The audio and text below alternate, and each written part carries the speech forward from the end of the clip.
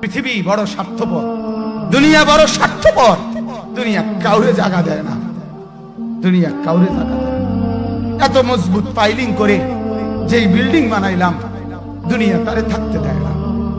যা বেটা যা, যা তুই লাথি দিয়া বাড়ি করে যা, কবরে যা, কবরে যা। দুনিয়া কাউরে থাকতে দেয়। দুনিয়া কত ক্ষমতা ধরকে মাটির নিচে ফেলায় দিছে, দুনিয়া কত সম্পদ আলাকে মাটির নিচে ফেলে দিছে, দুনিয়া কত সুন্দরী নারীকে মাটির নিচে ফেলায় দিছে, মাটির সাথে রেজা রেজা করে ফেলছে। আজ আর চেহারা নাই, আজ আর রূপ নাই, আজ আর যৌবন নাই, আজ আর ক্ষমতা নাই। এমন বাদশা ছিল পৃথিবীতে যার হাতের আঙ্গুলের ইশারায় মানুষের গর্দান উড়াইয়া দিত, যার হাতের ইশারায় উঠতো মানুষ, বসতো মানুষ। আজ বাদশারা নাই, আজ সম্পদওয়ালারা নাই, আজ মালওয়ালারা নাই। দুনিয়া কাউরে থাকতে দেয় না, কাউরে না দোস্ত, কাউরে দেয় না। দুনিয়া দাদারে আমার থাকতে দেয় নাই। আমার দাদারে আমি দেখছি, আজ আমার দাদা নাই। আমার নানারে আমি দেখছি, আমার নানা নাই।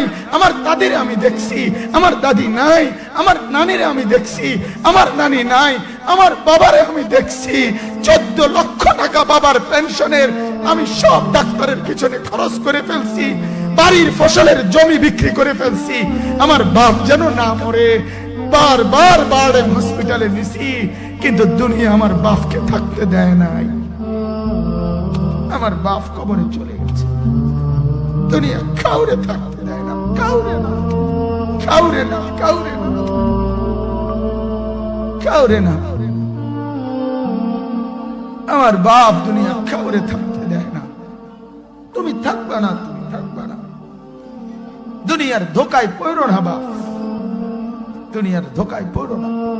মাকে বুঝান, আজ মারা বেসামাল হয়ে গেছে, আজ বোনেরা বেসামাল হয়ে গেছে, বেপরদার উৎসব তুলে দিছে। এটা যেন আল্লাহর সাথে যুদ্ধ করছে। আল্লাহ করোনা না, তুমি আরো কিছু দাও, আমরা বেপরদিকে ছাড়বো না।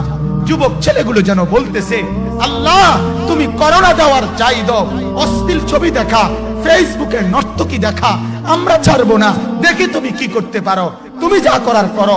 দোকানদার ব্যবসায়ীরা হারামের লেনদেন করা বন্ধ করছে না, সুদখোর সুদ ছাড়ছে না, ঘুষখোর ঘুষ ছাড়ছে না, নাফরমান আর জিনাকার ব্যভিচারী এরা কেউ কিছু ছাড়ছে না।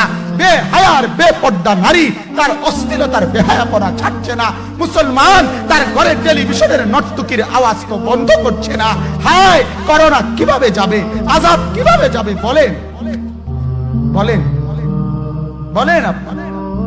আমার বাপ ফেরাউনের উপরে তো আযাব এতদিন ছিল না, নমরুদের উপরে আযাব এতদিন ছিল না, সাদ্দাদের উপরে আযাব এতদিন ছিল না, কারুনের উপরে আযাব এতদিন ছিল না, লূত আলাইহিস সালামের কওমের উপরে আযাব এতদিন ছিল না, হুদ আলাইহিস সালামের কওমের উপরে আযাব এতদিন ছিল না, নূহ আলাইহিস সালামের কওমের উপরে এতদিন আযাব ছিল না।